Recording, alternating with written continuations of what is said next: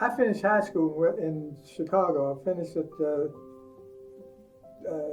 John Marshall High School on the west side of Chicago, and from there I went into. I spent 2 years at a junior college because at that time my family didn't have quite the funds that they had when they were in Florida. So I was on the downside, on the poor side at this point. But so I went 2 years junior college, Wilson Junior College on the south side of Chicago. Then I went and finished at Roosevelt University. And out of Roosevelt University, I went into the Marine Corps for the reserves. And I went in, I stayed 6 months in the reserve, and I was supposed to be doing every year, 2 weeks of reserve training.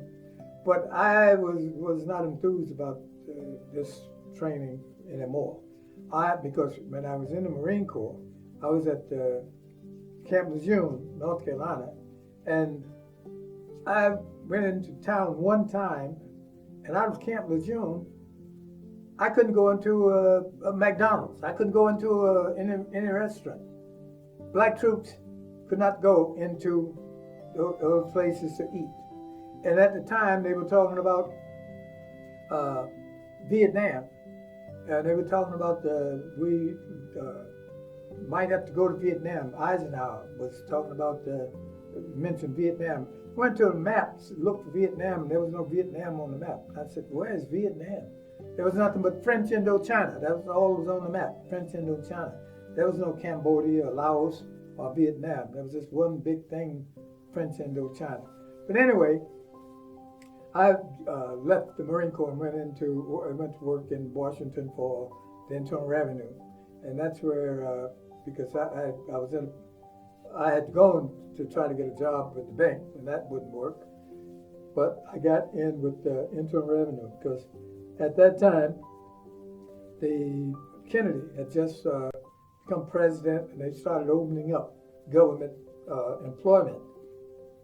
And I remember when I went into the Internal Revenue, we had a 6-month training program, and there were about 7 of us, 7 blacks out of about 25 students in this class. And the talk around the offices was, look, they're trying to take over. Look at them. That's 7 of them. They got all these black guys coming into the Internal Revenue. Well, there was 7 of us, and one was eliminated. And there was one Japanese guy was eliminated, and the rest of us went in. It was 23 went in. But that's when I was, during that time, I went to Paris to see my brother graduate, and from there into Denmark, and that's when I got the calls from my mother telling me, hey, they're calling you, come back to work. And when I went back, I could never be satisfied again. I thought I had to go into something overseas. But that's when one time I was on this airplane and I was talking to a gentleman, and he mentioned that he knew people in Foreign Service that we were talking about. And he said, yeah. He said, give me your number. If I ever hear of anything, I'll give you a call. I said, okay. And he called me, and I didn't remember him, didn't know who he was, but he told me, yeah, if you go to Vietnam for your first tour. I said, yeah, okay. So I took the tour, and I went to Vietnam. It was I got there about 3 months before Tet, 1967. I was there about 3 months before Tet.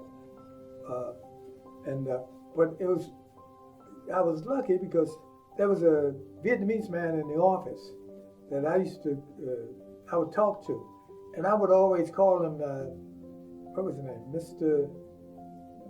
I can't think of his name right now, but I would call him Mr. something. He was an older man. He spoke French because he had worked for the French before, but everybody would call him by his name. Jim, give him the thing, whatever. And I would always say, Mr. Somebody. And so for some reason he took a liking to me. And he told me one day, he said, look, Tet is coming up. He said, stay in. Don't go out. Don't go out on the street when Tet starts. I said, well, why? He said, there's going to be big trouble. There's going to be big trouble. So you just stay in. I said, I'm thinking about going over from the R&R over to the Philippines. He said, go. That's good. That's good. Go. So I went on R&R to the Philippines. And while I was in the Philippines, Tet broke out. And I came back in as Tet was winding down. And the hotel that I was staying in, next door to it was a building that they were building. Tet had gotten into that building, killed about 4 or 5 people. And there was one guy with USAID, thought he was going to be a hero or something. He went into the building with the weapon, and he got killed in the building. But so I was happy that I wasn't there in Vietnam at Tet. But then I started going out doing my job in different parts of Vietnam, and I would travel over Vietnam. So I got to see much of Vietnam from the bottom down to Cà Mau, all the way down south. And every night down there, these mortars would come in, and guys would run into the dugouts. And I was with them one night, and I had to run into the dugouts, and they had rats in their big as cats. And but that was the way they were living. But in Saigon, I'll tell you this: the white American soldiers tried to take bigotry into Vietnam. And they had, in those bars alongside on the main street, Vietnamese women would tell you, oh, I can't talk to you now. White GI won't talk. White GI won't buy me a drink. But give me your number. Give me your address. I take you. I come by. Give me your address. And it was known that if you wanted to fight, you just go hear that country music coming out of one of those places. You go in, you could have a fight. That was Vietnam in the city, Saigon. And I remember Colin Powell, who just died, he mentioned that there was bigotry that was among the troops in Vietnam. So it was there. It seemed like every war we have to fight 2 wars, and Vietnam was one. And that was, talking about waste, there was a lot of waste in Vietnam. I was in audit division, and I had to go out and audit various things in different parts of the country to see if the aid was being dispensed, or seeing if it was being used, or whatever. And I didn't really understand the job that well, but I did a lot of traveling over Vietnam, seeing the various things. And I did happen once to meet up with a friend of mine who was a warrant officer with the 82nd Airborne. And no, he was, at this time, no, he was a captain, and one was a warrant officer. One kid was a warrant officer that I'd gone to high school with, and the captain was in charge of security for his regiment. And he had a helicopter assigned to him, and he took me up once in his helicopter on one of his investigations. But anyway, with AID itself, I would go to different parts of the country following the products that AID had brought in to give to Vietnam. And I would have to search those products out and see if they were being used properly. And man, you could see the waste. You go to some warehouse, and it would be stacked with all kinds of stuff. When we got out of there, I know they had more refrigerators and washing machines and deep freezers, just stacked 5 or 6 high, with long rows of them. And like I had one friend who was he was in the military, and he said, hey, I can send you some steaks over. I said, well, I don't have a place to put them. He said, you don't have a freezer? I said, no. He said, I'll send you over a freezer and I'll send you some meat.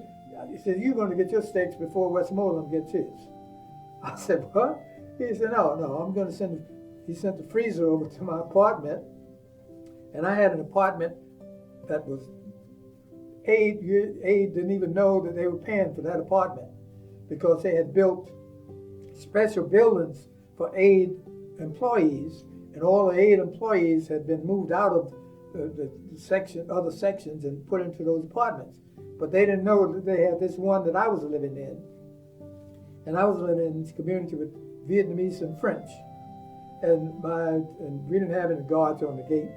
Well, those other apartment buildings, they had guards on the gate. If somebody Vietnamese wanted to go in, they had to pay the guard off to go in. But I was living in some private apartment. So my friend sent me over a freezer, and he sent me over steaks. And I would have parties, and I would serve steaks. And people would say, where do you get all this meat? I said, well, it come to me somehow. So, but anyway, I had a real good setup, and it was really something. You wouldn't have thought that I was in a war zone. Except one time, some mortar shells came in, and one landed in my compound, and it hit, and I rolled over off the bed onto the floor, and I tried to get in under the bed, but my big behind wouldn't get up under the bed. and after I tried to get up under the bed, I couldn't get up under. I just say, "Oh, heck with it!" And I got up and sat and lay down in the bed again. I said, "If it's going to hit me in bed that way." But that was quite an experience being in Guyana at the time. And I must say the Guyanese were some of the best people that I had ever, that you could imagine. They were friendly. I got in there on a Thursday. Friday night, I was at a party. I mean, I met someone at a hotel Friday.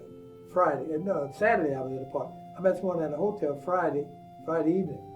And the guy said, "Hey, man, how long you been?" I said, "Well, I just came in Thursday." He said, "Hey, look, you don't know anybody?" I said, "No." He said, "Look, there's a party tomorrow night. You'll have fun." I said, "Well, how am I going to get?" He said, "I'll come by and pick you up. Where are you living?"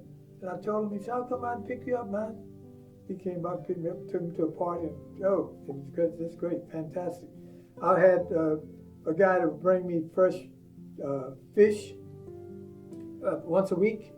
He'd bring me fresh fish. He had scaled down, and he brought shrimp.